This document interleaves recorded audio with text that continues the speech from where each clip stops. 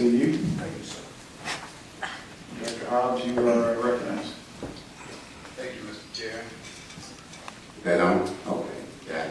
Thank you, Mr. Chair. I'm members of the committee. My name is Ray Hobbs. I'm the director of the Arkansas Department of Correction. And I share the sentiments of General McDaniel. I just want you to know the ability to carry out the sentence of death penalty is not exclusive to Arkansas. And you just heard General McDaniel explain that. The frustration for the Department of Correction is we have to train staff to carry out and follow the law, whatever that law is. And when you sign up for that job, you know at some point you may have to carry out the ultimate responsibility that's been dictated by the courts. So I want you to know within the next month there will be a national forum for all states with the death penalty to discuss with other directors of state agency and including the federal corrections. How do we move forward? Where do we go? And how do we carry out the death penalty in whatever form or fashion? All right, Senator Chesterfield, I have a question, but since I skipped you last time, go right ahead. You gonna let me go this time? I am. Thanks, Senator. Mr. Hobbs, good afternoon. Good afternoon, Senator Chesterfield. Are there people really who want to train to kill somebody? No, ma'am, I hope you didn't hear that as that. Well, It was like, you have to have staff to carry it out. You have to have a licensed position. We have had difficulty finding staff for that, have we not? We have difficulty finding medical staff. But you don't have difficulty finding members of your staff. I don't think they have a choice when they sign up. Let me give you the best analogy I know of. It's like when you sign up to be a soldier. At some point, you know you're going to have to go into battle. At some point, you're going to shoot and be shot at. So that comes with the job. That's what I was saying. Well, if you have someone who objects to being involved in the process, would they lose their job? No, ma'am, certainly not. So they would have the right to refuse. Yes, ma'am, they do. Thank you, Mr. Chair. It was a good question, nonetheless. All right.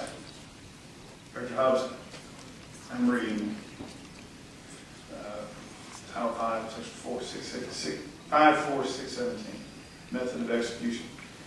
And it says that, it's talking about the lethal injection, it says this section is held unconstitutional by an appellate court of competent jurisdiction.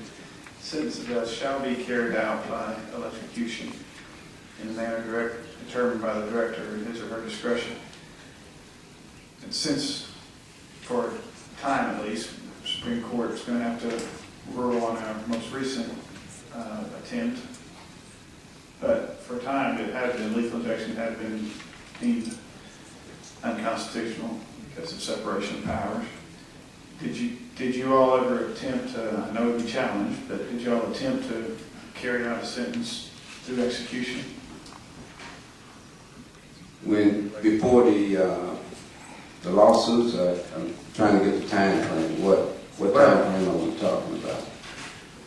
I think any time that a court has ruled that the method of lethal injection was unconstitutional, I don't know, go back through my notes, when I guess they've done it 7 times now, determined that somebody sentenced to death had a right to Hill McDonough, they had a right to sue based on the methodology and separation of powers, and for 7 times, I'm guessing, the Supreme Court has ruled that method, at least with the statutory authorization given to you was not sufficient, and therefore you could not execute them by lethal injection. And in reading the statute, it looks like then there should be, it says shall be execution through electrocution. And I know that would be challenged, and it may not, and the courts may prevent that as well, but have we even ever attempted that for it to be challenged and allow the courts to examine that? Seems like you have statutory, not only authority, but a mandate to at least attempt to execute through electrocution if lethal injection is not allowed for by an appellate court or a court of competent jurisdiction. No, sir, Senator. And certainly I will refer that question to the Attorney General. I certainly didn't interpret it that way. Okay. Well, he left just at the right time, didn't he? So you're going to stay with me. All right. Are there? Mr. Chairman, Yes. let me let you know in the committee, as far as the Board of Corrections is concerned, I think I'm the only one here right now representing the board. When the question arose about the fact that the director had too much authority to make determination as to what chemicals should be used, we met with the board, we met with the Attorney General's staff, and we took a vote, and it was unanimous that we support the Attorney General in developing legislation to be presented to the legislature that we had hoped would be held constitutional. Now, since that time, we realized that we do have a problem as such. But I just want you and the legislators that are here, that the Department of Correction Board supports the death penalty. As long as the people of Arkansas are in favor of that, as long as the legislature is in favor of that, we have a responsibility in making sure that it's carried out. Well, I appreciate that, Senator, and I'll be honest with you, I struggle with the death penalty. It's not something that any of us should take lightly. But, as you said, for the time being, it's the law of the land. And so my concern is that we have not done everything that we are currently, forget what we the legislators should do going forward, but I think currently under state law, you all are authorized to carry out executions by electrocution. Now, Mr. Rule is back there shaking his head, and you had a chance to set me straight. And I've not read case law on it. I'm just looking at the statute, and that's not always a great indicator of what it means. But and I know it would be challenged, and the Attorney General may be right, our chances are bleak, but I think we ought to do everything we can under the law to carry out the verdicts of the jury. And if a jury or the citizenry can't trust that the verdicts that they render are going to be carried out, then again it strikes at the integrity of a judicial system. So y'all don't have an answer for that. Mr. Ruhr looks like he has an answer readily available, so we may let him get to that. Before you leave, though, I'm sure y'all have done an analysis of the other states to see why they are able to carry out an execution. And are you telling us that it's simply a matter of supply, that there's nothing that can be done? Are there any states that have an overabundance of supplies, or a supply that they ended the capital punishment and have the leftover supply that would not have to be transported or brought in from foreign countries that would be available? Senator, if they do, they're not sharing it with us. Most of it is expired like ours have expired, so there is a time limit. Okay. All right. Any other questions?